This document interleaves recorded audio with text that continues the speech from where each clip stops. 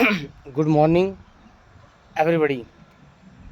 ये वीडियो मैं खुद बना रहा हूँ। वैसे तो मेरी पत्नी बनाती थी, लेकिन चूँकि उनको भी काम रहता है तो व्यस्तता की वजह से मुझे खुद जो है अपना काम करना पड़ता है। और सही भी है, व्यक्ति को स्वयं अपना काम करना चाहिए।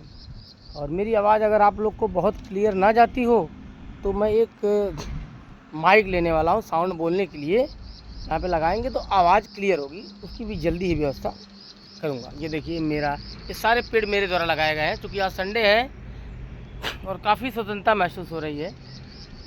स्वतंत्रता का मतलब है कि जैसे रोज़ का टाइम तो फिक्स था, स्कूल जाना, इस टाइम तक तैयारी करना और फिर अपना जो दायित्वों को निभाना।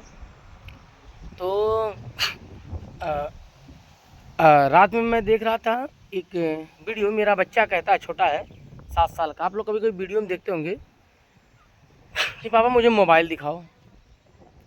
तो आजकल मैं उसको मोबाइल में महाराणा प्रताप जी की जीवनी, जिसको आजमगढ़ के ओजस्वी तेजस्वी वक्ता, कवि, वीर रस के महान कवि पंडित श्याम नारायण पांडे जी ने लिखा था, हल्दी घाटी, उसको मतलब दिखा रहा था वीडियो। तो उसने एक बार पूछा कि मैंने पता नहीं क्या है पापा, एक ही बात कि पापा चेतक क्या मर गया था नाला कूदने के बाद?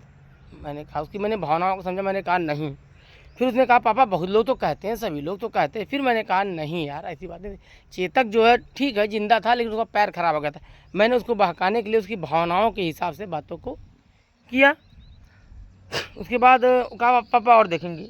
फिर मैंने दिखाया झांसी की रानी। उसमें दिखाया कि जो है, जब जो है रानी लक्ष्मीबाई को अंग्रेज़ों ने झांसी को हड़प लिया था, लॉर्ड डलहौजी की जो नीति थी। फिर वो कालपी चली गई। कालपी जाते समय उन्होंने झांसी किले से कूदी थी, तो उनका घोड़ा बादल वो भी तुरंत मर गया। फिर मेरा बच्चा पूछा, क्यों पापा घोड़ा मर गया इनका भी? मैंने बच्चे की भावनाओं को समझा, मैंने फिर उसको भी ऐसे बताया। तो मैंने पूछा, बेटा अगर तुम रहते तो अंग्रेज़ों के साथ क्या करते? तो हंसने लगा। मैंने कहा, बेटा झांसी की रानी की ही जो नींव थी, उसी आधार पे भगत सिंह, चंद्रशेखर आज़ाद, सुखदेव और जो है खुदीराम बोस, अशफाक उल्लाह खां, अनेक महिला क्या, जो कोई शेन मैडम थी, वो जो क्रांतिकारी थी, बम फेंका था। बहुत सारे लोगों ने अपनी, आप लोग देखते होंगे टीवी में, सुनते होंगे, कितनी मतलब कल्पना नहीं कर सकते। तब जाके आज़ादी मिली है। चूँकि इस समय चल रहा है 15 अगस्त के लिए तैयारी, और हमारे हायर अथॉरिटी से डिपार्टमेंट में भी लेटर आया कि आप लोग अपना फ़ोटो और राष्ट्र की भावना जगाइए। तो मैंने अपने बेटे से कहा, तो छोटा था, ये समझ नहीं पाया, लेकिन राष्ट्र की भावना जगाना बहुत ज़रूरी है। नहीं तो वो दौर याद करिए, मोबाइल मतलब हिम्मत नहीं होती कि हम उसको देखें। चाहे राणा प्रताप जी का त्याग, चाहे महारानी लक्ष्मीबाई जी का त्याग, उनके साथ तात्या टोपे, जितने अगर वीडियो देखो तो हिल जाता हम अंदर से।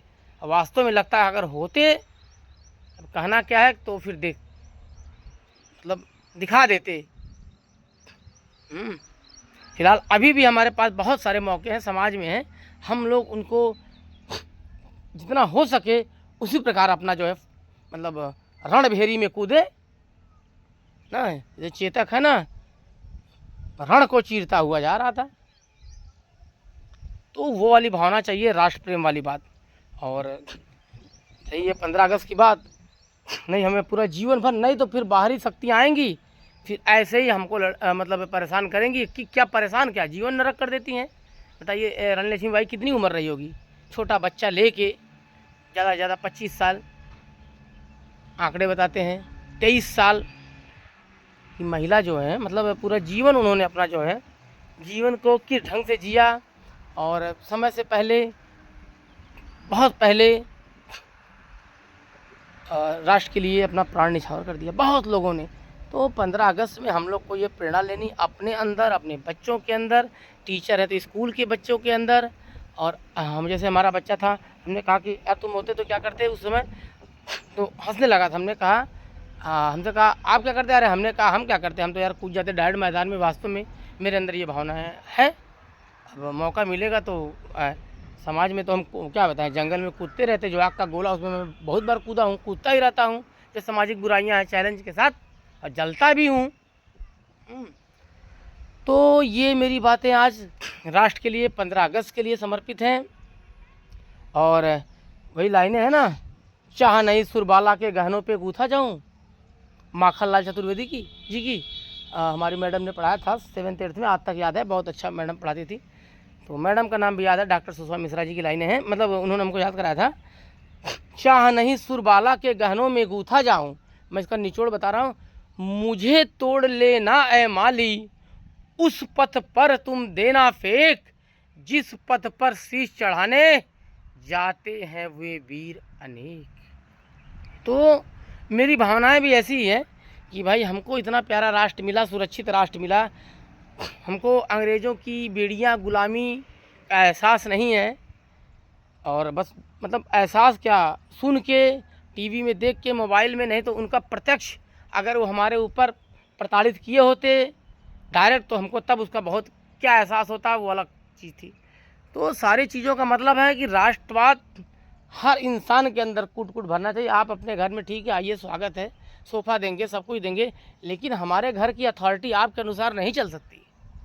आपका घर अथॉरिटी आपके हिसाब चलेगी हम तो। लेकिन हमने अंग्रेज़ों के साथ भी ऐसा किया, लेकिन उन्होंने गद्दारी कर दिया था। गद्दारी वर्ड जो है उनके लिए मुबारक हो, और क्योंकि उन्होंने हमारी भावनाओं के साथ खेला, और हम लोगों ने तो जगह दिया था बिजनेस करने के लिए, आओ रहो सभी लोग, पूरी दुनिया को एक मानते थे, वसुधैव कुटुंबकम की भावना। लेकिन उस वसुधैव कुटुंबकम की भावना को इन अंग्रेज़ों ने तार तार कर दिया, मतलब कहिए खंजर जो है भोंक दिया।